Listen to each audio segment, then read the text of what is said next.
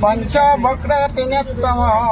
अग्निनाभसदा शिवदेवताय नमः अग्निनाभसदा शिवदेवताय नमः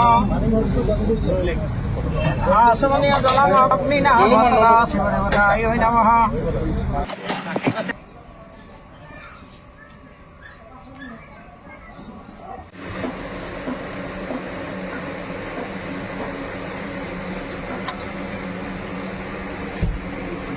খুব দিনৰ বহুত দিনৰ হেঁপাহৰ আজি কামটো হ'ল যিটোৰ কাৰণে আজি ইমান দিন অপেক্ষা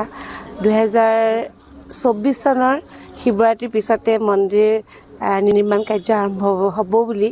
ৰাইজক জনাইছিলোঁ কিন্তু যেতিয়া ভগৱানে নিজে ইচ্ছা কৰিব তেওঁ যিটো সময় দিব সেইটোৱে আচল সময় আৰু অৱশ্যে মই তাৰ মাজতে যোৱা বছৰ কৈছিলোঁ তেতিয়া মই কৈছিলোঁ যে বাবাই যেতিয়া আমাক দিব তেতিয়াই হ'ব আমি এতিয়াও কৰোঁ বুলি আগবাঢ়িবলৈ সাজু আছোঁ কিন্তু আমাক যেতিয়া তেওঁ দিব তেতিয়া আজি সেই দিনটো হয়তো তেওঁ দিছে আৰু সেইকাৰণে আজি এই দিনটোত আমি উপস্থিত হ'ব পাৰিছোঁ আৰু এই ধৰণে তেওঁৰ কাৰ্য কৰিবলৈ আমি আগবাঢ়িছোঁ। কিমান দিনৰ ভিতৰত নিৰ্মাণ কাৰ্য সম্পূৰ্ণ হ'ব বুলি ধাৰণা কৰিছে? আমাৰ ধাৰণা 3 বছৰমান লাগিব চাগে কিন্তু এই 3 বছৰ আমি ইয়াৰ পৰা নি আগৰ গেটখন মানে তাতে তেওঁক আমি 3 বছৰৰ কাৰণে মানে অস্থায়ীভাৱে আৰু স্থাপন কৰিছোঁ তাতে সম্পূৰ্ণ মানে তাতে পুৰা স্থাপন কৰা নাই আৰু তাত ৰাখি পেলাই আমি প্ৰাণ প্ৰতিষ্ঠাও কৰা হ'ল কৰি আমি আগৰ গেটখনতে তাতে আমাৰ মন্দিৰ ভাগ তাৰমানে বৰ্তমানৰ কাৰণে প্ৰতিষ্ঠা কৰা হ'ল আৰু এতিয়া বৰ্তমান আমাৰ তাতে পূজা চলি আছে 3 বছৰমান লাগিব চাগে এইভাগ হ'বৰ বাবে নিৰ্দেশনা মানে আগৰ সৈতে একে কিন্তু ভক্তসকলক বিশেষভাৱে আপোনালোকক কওঁ যে আমাৰ মন্দিৰ ভাগ আগতেও সৰু আছিলে আৰু এতিয়া যিখিনি জেগা সেয়াও অলপ সৰু তথাপিও ভক্ত ধৰে বাৰু কিন্তু আমি ভক্তসকলক মানে চকীত বহিব পৰা সুবিধা দিব পৰা নাই খুব বেছি অসুস্থ যদি কোনোবা আহে আমি তেতিয়া বয়োজ্যেষ্ঠ কোনোবা আহিলে বা ফিজিকেলি হেণ্ডিকেপ বা তেনেকুৱা ধৰণৰ আহিলে বহিব পৰাকৈ দুখনমান চকী ৰাখিছোঁ তেনেকৈ ভক্ত ভাগৰত বহিব পৰাকৈ আমি ৰখা নাই গতিকে আমাৰ মন্দিৰ যিহেতু 8টা বজাত খোলা হয় ভক্তসকলক মানে বিনম্ৰ অনুৰোধ জনাওঁ যে আপোনালোকে 8টা বজাৰ আগতে নাহিব কষ্ট পাব কাৰণ 8টাত খোলা হয় আৰু 10 বজাৰ পৰা নিৰ্মালী স্থান খোলা হয় 10টা বজাত নিৰ্মালী স্থান খোলা হয় কেতিয়াবা সুবিধা থাকিলে মানে তাতকৈ আগত খোলা হয় কিন্তু আপোনালোকে সময় ধৰি ল'ব যে 10 বজাত কাৰণ আহি যদি ভক্ত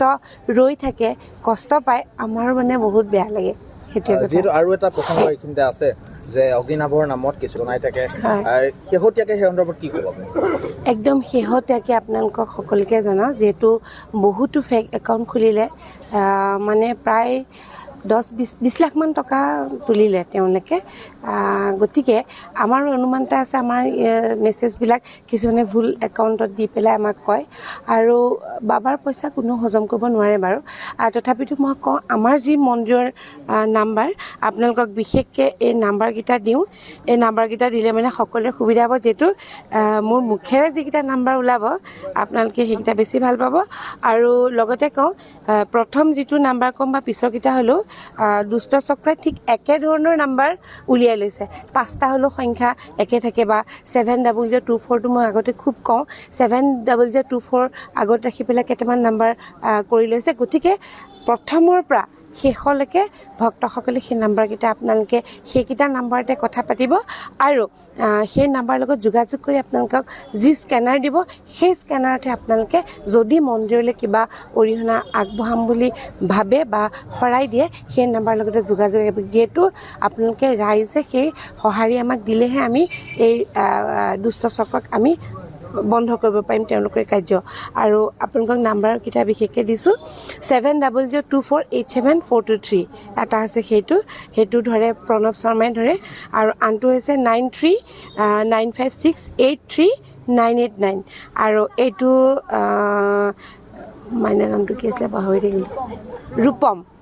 এইটো ৰূপমে ধৰে ৰূপম পানী ফুকেনে ধৰে তাৰপিছত 8638498489 এইটো ধৰে আমাৰ অংকুৰ বৰুৱাই ধৰে আৰু